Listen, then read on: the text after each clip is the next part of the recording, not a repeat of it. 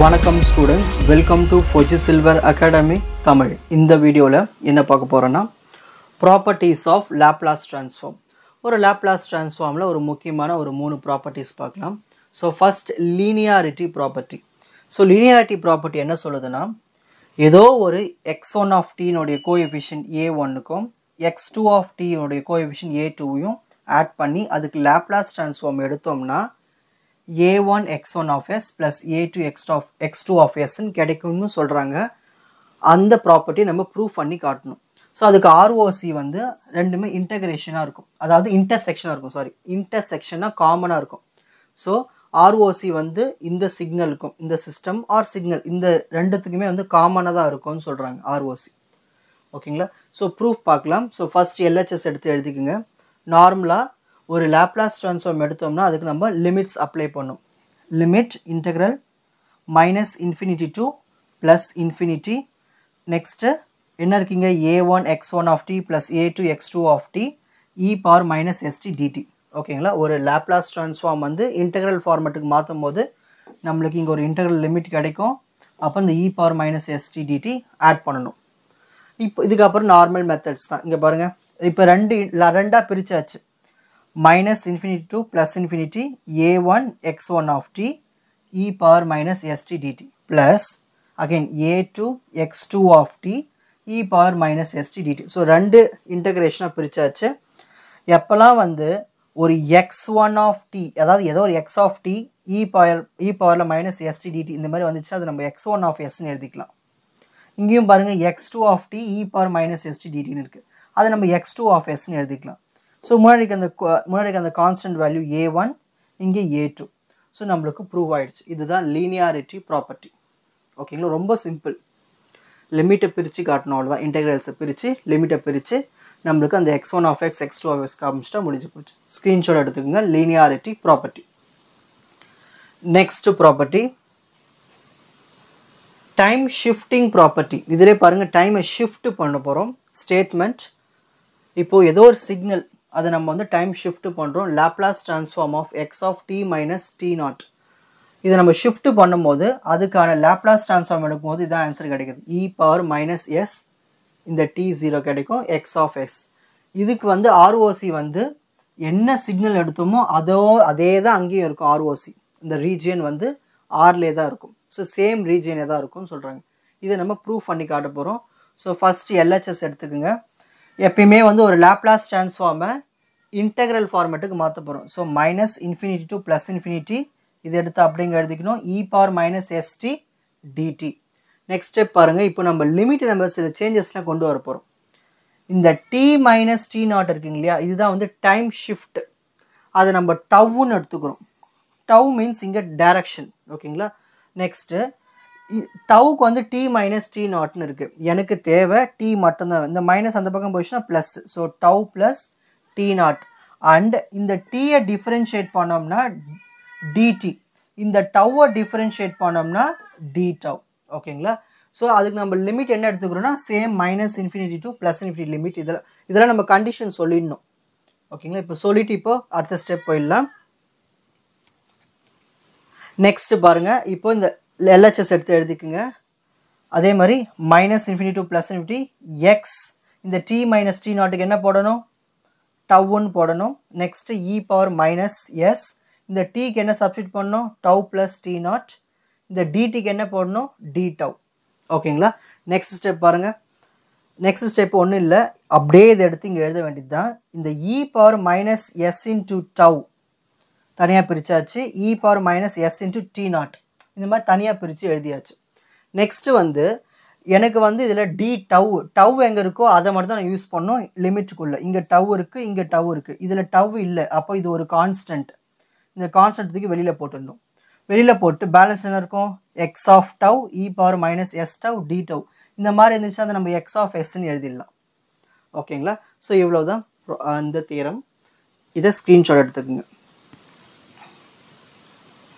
Next convolution in time domain. So convolution property பார்க்க போகிறோம். Laplace ட்ரான்ஸ்ஃபார்மில் first statement எடுக்க போகிறோம். ஸோ ஒரு x1 ஆஃப் டி சிக்னலுக்கும் x2 ஆஃப் டி சிக்னலுக்கும் கன்வல்யூஷன் எடுக்கும்பொழுது அதை லாப்லாஸ் ட்ரான்ஸ்ஃபார்ம் மாற்றும் போது x1 of s x2 of s வருதுன்னு சொல்கிறாங்க. அதோட ரீஜன் ROC வந்து ரெண்டு ரீஜனுமே ஒரே காமன் இன்டர்செக்ஷனில் தான் இருக்குதுன்னு சொல்கிறாங்க. இதை நம்ம ப்ரூவ் பண்ணி காட்ட போகிறோம். So first x1 of t star x2 of t LHS எடுத்துக்கிறோம். இதை நம்ம வந்து ஒரு இன்டெக்ரல் ஃபார்மேட்டுக்கு மாற்றுறோம். So integral -∞ to +∞. இந்த t எல்லாம் நான் டவ்வாக எடுத்துக்கிறேன். ஓகேங்களா? ஸோ t வந்து டவ், அடுத்தது இன்னொரு t வந்து t மைனஸ் டவ், அதாவது ஷிஃப்ட் பண்ணிக்கிறேன் ஸ்டார்டிங்லேயே நான் சிக்னலை. So into d tau. Next step என்ன போகிறோம்னா take Laplace transform on both sides. So ரெண்டு பக்கமும் லேப்லாஸ் ட்ரான்ஸ்ஃபார்ம் எடுக்கிறேன். So Laplace transform of x1 of t star x2 of t equal to, இதுக்கு லேப்லாஸ் ட்ரான்ஸ்ஃபார்ம் எடுக்கும்போது அகைன் இன்னொரு இன்டெக்ரல் வந்துடும். Integral -∞ to +∞. இது எடுத்து அப்படிங்க எழுதணும் e⁻−st dt. ஒரு இன்டெக்ரலுக்கு லேப்லாஸ் ட்ரான்ஸ்ஃபார்ம் எடுத்தால் என்ன வந்துடும்? ஒரு புது இன்டெக்ரல் வரும், அப்புறமா ஒரு புது e⁻−st dt வரும். இதுக்கு அப்புறமா ஆஸ் யூஷுவல் ஸ்டெப்ஸ் தான். Changing the order of integration. LHS அப்படியே வரும். இப்போது இன்டெக்ரேஷனோட ஆர்டரை நான் சேஞ்ச் பண்ணுறேன். அதாவது இந்த e⁻−st வந்து நான் இதுக்கு வச்சுக்கிறேன், இதுக்கு இந்த லிமிட் வச்சுக்கிறேன். ஸோ லிமிட்டை அந்த ஆர்டரை அப்படி மாற்றி மாற்றி எழுதியாச்சு. இங்கே பாருங்கள், இது ஒரு டேர்மு, இது ஒரு டேர்ம்.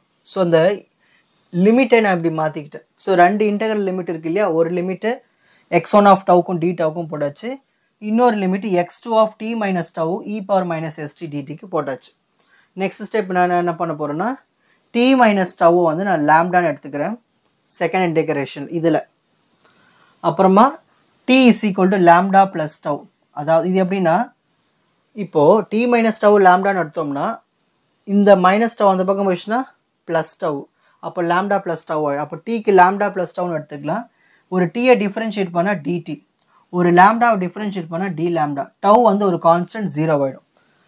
ஸோ இன்டெகிரேட்டிங் லிமிட்ஸ் எல்லாம் சேம் தான். இப்போது திரும்ப வந்துடலாம்.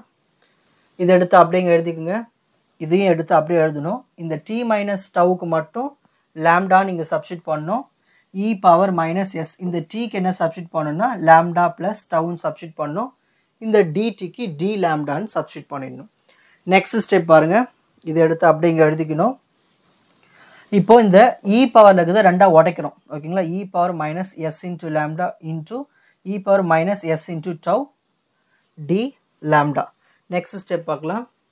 இப்போ நெக்ஸ்ட் ஸ்டெப் என்ன இருக்குன்னா நல்லா பாருங்கள், உஷாராக கவனிக்கணும். இப்போது எனக்கு வந்து இதில் வந்து லாம்டா மட்டும்தான் வேணும். இதில் எனக்கு லாம்டா தான் நான் டிஃப்ரென்ஷியேட் பண்ண போகிறேன் இந்த இடத்துல அந்த இன்டெகிரேஷனுக்கு. ஸோ இங்கே டி லாம்டா தான் இருக்குது, இதில் லாம்டா இருக்குது, இதில் லாம்டா இருக்குது. அப்போது இது வந்து ஒரு கான்ஸ்டன்ட், இதை தூக்கி வெளியில் போட்டுக்கலாம். இதுதான் இந்த ஸ்டெப்பில் பண்ணியிருப்பாங்க. ஓகேங்களா? So limit -∞ to +∞ x1 of tau e⁻−s tau d tau. இங்கே இருக்கும் பாருங்கள், இந்த டவ் வந்து யாருக்கு வேணும்? இந்த டி டவுக்கு தான் வேணும். அப்போது இவங்களை தூக்கி இந்த இன்டெக்ரலுக்கு யூஸ் பண்ணிக்கலாம். இதை அப்படியே இங்கே வச்சுருவோம். அதுதான் இங்கே பண்ணியிருக்காங்க. இங்கே வந்துச்சா பாருங்கள். ஸோ டவ் வந்து டவு கிட்ட தான் போகணும், லாம்டா வந்து லாம்டா கிட்ட தான் போகணும். ஓகேங்களா? ஸோ அதில் நார்மலாக ஆகிடுச்சு. x1 of tau e⁻−x tau d tau இந்த ஃபார்மேட் இருந்தாச்சு, அது x1 of sன்னு எழுதிக்கலாம். இங்கே x2 இருக்குது, லாம்டா இருக்குது டவுக்கு பதிலாக, அப்போது x2 of s முடிஞ்சு போச்சு. ஸோ ரெண்டுத்துக்குமே ரீஜன் வந்து காமன் ரீஜன். ஸோ ஒன்றும் இல்லை, அந்த இன்டெக்ரல் லிமிட்ஸ்லாம் பிரிச்சிடணும். டவ் ஒரு பக்கமாகவும் லாம்டா ஒரு பக்கம் பிரிச்சுட்டா நம்மளுக்கு கன்வல்யூஷன் ப்ராப்பர்ட்டி சாட்டிஸ்ஃபை ஆகிடும், ப்ரூவ் ஆகிடும். ஓகேங்களா? இவ்வளோ தான் இந்த தியரம். இப்போ ஸ்க்ரீன்ஷாட் எடுத்துங்க பார்க்கலாம். So first convolution in time domain. So first page screenshot எடுத்துக்கோங்க. Next second page, next third page. So உங்களுக்கு இந்த ப்ராப்பர்ட்டிஸ் ஆஃப் லேப்லாஸ் ட்ரான்ஸ்ஃபார்ம் ஈஸியாக புரிஞ்சிருக்கும்னு நினைக்கிறேன். Watch other episodes in the appropriate playlist. Fauji silver Academy, strength, success, clarity. வணக்கம்.